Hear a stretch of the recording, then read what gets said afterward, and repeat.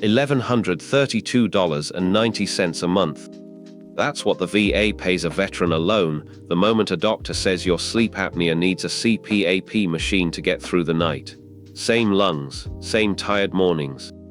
The only thing that changed is a prescription, and here's the part nobody warns you about. One line in your sleep exam decides whether that apnea reads as 50% or a flat 0. It is not the line you would guess. Hold on to that, because we come back to it at the very end. This is Erica. So which sleep problem actually pays? Not the tiredness itself. 3 different conditions, 3 different codes, and mixing them up loses real money. K here. Okay, 3 doors, and 2 ways through each one. Every sleep claim connects to your service one of 2 ways. Direct, meaning it started in service, or secondary, meaning a condition the VA already pays you for caused it. I'm Alina. The secondary door is the one most veterans walk right past.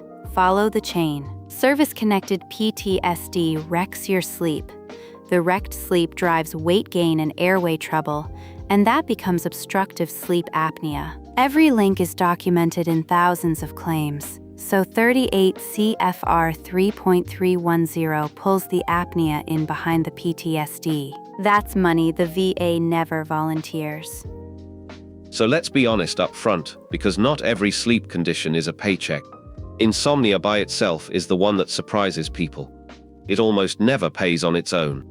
It folds into your mental health rating instead, and we'll show you exactly why. Narcolepsy is its own animal entirely. The VA rates it like epilepsy, counted by how often the attacks hit. 3 conditions, 3 worlds. None of this is opinion. It's the VA's own rating schedule, the official rulebook, plus the sleep study that proves it on paper. We name every code out loud. Before I hand it to the panel, one question lands under every sleep video we post, and Kai pulled it. Kai, this one's yours. Wry timing, but sure. The one everybody types is blunt. Can you actually get VA disability for sleep problems, or does the VA just tell you to drink less coffee? Honest answer, yes you can, but only for the right condition, filed the right way. That's the whole game. The right condition, filed the right way. And that exam line I flagged is still coming, the one that turns a real 50% apnea into a 0. Everything today, plus the full conditions list and free tools, lives at va.professorerica.com.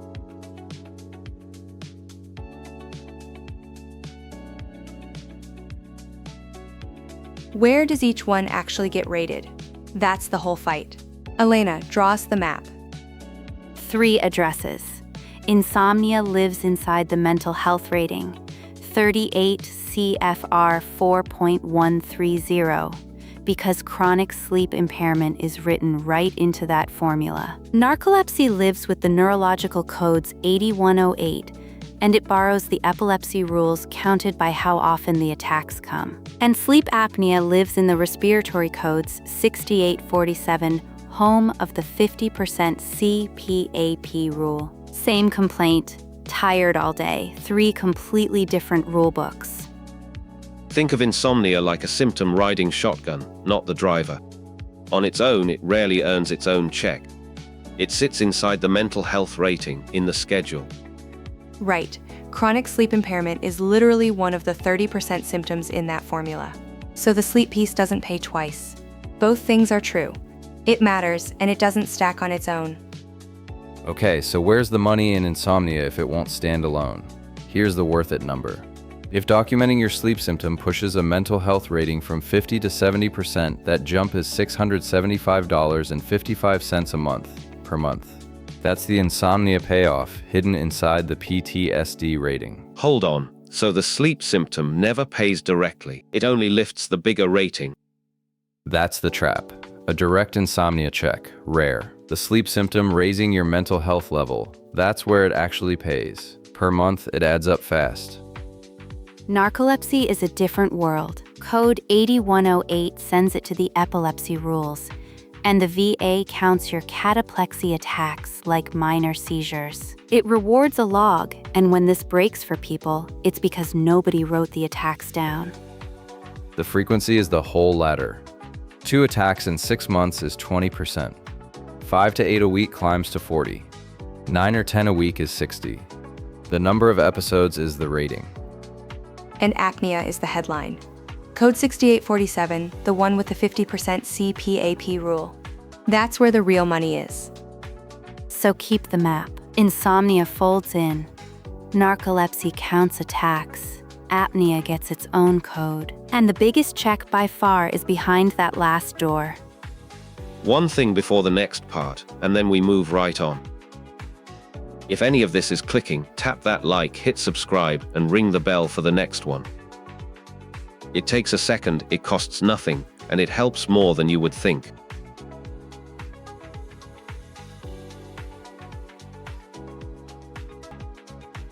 Here's where the real money sits, and I'll admit, I judge these ratings the way I judge my allotment garden. My leeks are thriving. My carrots are a humiliation. Sleep apnea is a leak. It actually pays. That settles the gardening report. Give us the tiers, Lewis. Fair. Apnea means your airway collapses while you sleep, over and over, and your body jolts awake just to breathe. The VA rates it in 4 tiers under code 6847. Tier 1, 30% persistent daytime sleepiness, the kind that has you nodding off at red lights. That's $552.47 a month. Tier 2 is the big one. 50%. The day the VA agrees your apnea requires a CPAP machine to breathe at night. $1,132.90 a month, veteran alone. And it climbs one more time. 100% is the worst case. Chronic respiratory failure, carbon dioxide backing up, or the heart strain doctors call cor pulmonale. Rare, but it's right there on the schedule, and it's the full rate. So the difference between just sleepy and needs a machine is $580.43 every month on the same pair of lungs. And here's the worth it number people miss. Most veterans win apnea as a secondary. Service-connected PTSD fragments your sleep and drives the weight gain, and that opens the door to the apnea. File it secondary, and that 50% stacks on what you already carry. Weight gain as the link. Doesn't the VA fight that one hard? They do, and that's the honest catch. The weight gain link needs a real doctor's opinion tying it together, or it gets denied. The cleaner route is PTSD directly fragmenting your sleep. Either way, one rule never bends. No sleep study on file, no rating. The VA pays what your record proves, not what you feel. So when this breaks for people, it's a missing sleep study every time. Plan from there. Which is exactly why the exam and the paperwork decide everything. So we called in someone who works these sleep claims cold.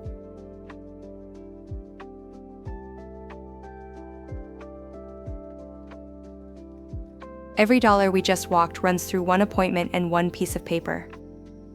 Get either wrong, and a real 50% apnea reads as nothing. Remember that $675 jump Kai flagged on the mental health side. It only happens if the sleep symptom actually lands in the exam notes. The exam is where the money is won or lost. Right, and apnea is the strict one. You cannot win it on I snore and I'm tired. You need an objective sleep study. Do that at home, and the form is, 21-526, and you're set. 21-526 easy. The easy matters. Wrong form number, it stalls. You're right, my mistake. 526 EZ. Good catch. This is exactly what you want from someone who lives in these claims. Let's get them on the line. Happy to jump in. You named the hinge already, the nexus. On a sleep apnea claim, I want 3 things. A sleep study with the diagnosis, the condition it's secondary to already service-connected, and 1 clean sentence from a clinician saying they're at least as likely as not connected. 50-50 is enough, not beyond a doubt. It all rides on one form, 21-526EZ, and 2 boxes carry the whole secondary claim. In the condition column, you write it plainly, obstructive sleep apnea. In the box beside it, the cause, you name the rated condition behind it, your PTSD. That second box is the secondary path. Back pay. How far back does the apnea claim actually reach? Your effective date is generally the day the VA receives the claim. 38 CFR 3.400. The claim date or the date entitlement arose, whichever is later. So file the day you're ready, not the day you feel organized. The clock starts when you file. Hold on, the CPAP itself. Owning one gets you the 50, right? That's the exact trap I was warned you'd hit. No, owning a machine is not the test. The rating turns on one line that a doctor documented the CPAP as medically required for your diagnosed apnea. Buy one online, skip the sleep study, and on paper you're a 0, not a 50. The prescription is the 50% line, not the box on your nightstand. That lands for me. I restore old card catalogs drawer by drawer for fun, so believe me. If a thing isn't filed, it may as well not exist. The support has to be in the record, not just in your memory. Thanks for having me on. One parting thought before I go. Read your own records first. If a sleep study and a CPAP prescription are already in your file, half your claim is built and you just haven't sent it. That's the part no pamphlet ever hands you. Appreciate you jumping on.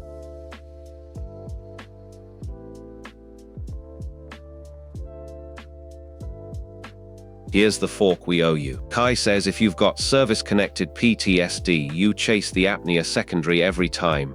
The 50% is too big to leave. Elena says slow down, because a denied claim costs you 2. Same evidence, 2 reads, go.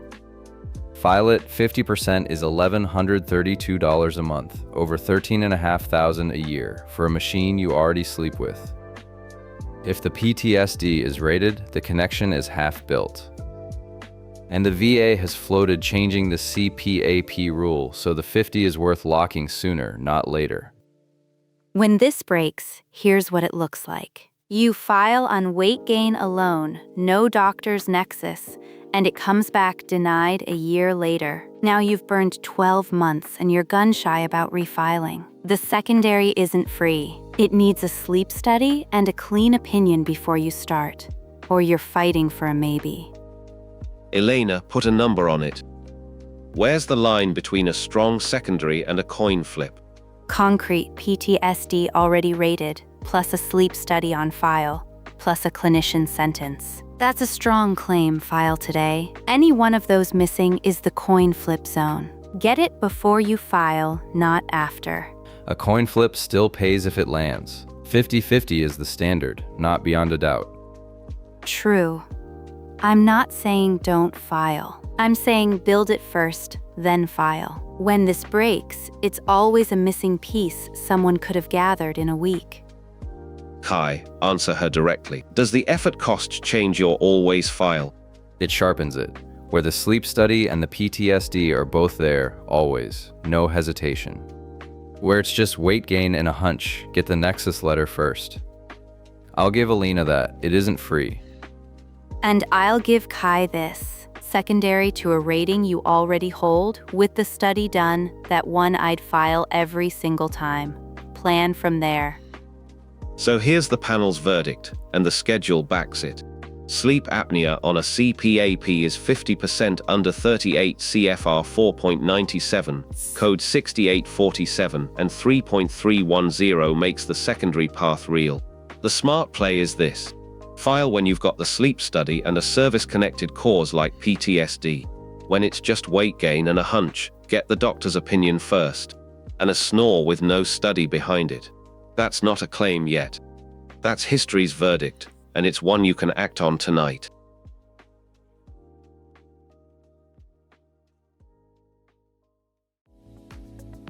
Here's the whole map in a line. Insomnia folds into your mental health rating. Narcolepsy is counted like epilepsy, by attack frequency. And sleep apnea on a CPAP is its own 50% check. Coming up on the conditions list, here's the tease. One sleep condition can still pay even when your overnight study comes back looking almost clean. That one catches everybody off guard. Your move tonight is small. Open your own records and hunt for 2 things: a sleep study and a CPAP prescription. If they're both in there, half your claim is already built. And Lewis, for the record, I'm officially rooting for the carrots. The number I'm keeping is that $580 gap every month between sleepy and needs a machine. If this mapped the sleep system for you, subscribe and stick with us. We're working through every VA condition one at a time, and a quick like puts this in front of the next veteran who's been losing sleep over exactly this. And before you go, one for the comments. Did a doctor connect your sleep apnea to your service, or did you have to fight for that link yourself? The old voice in the room is sometimes the loudest warning. Listen. That was a strong episode, Lewis. The students are in good hands. This is Professor Erica. Thanks for watching and signing off.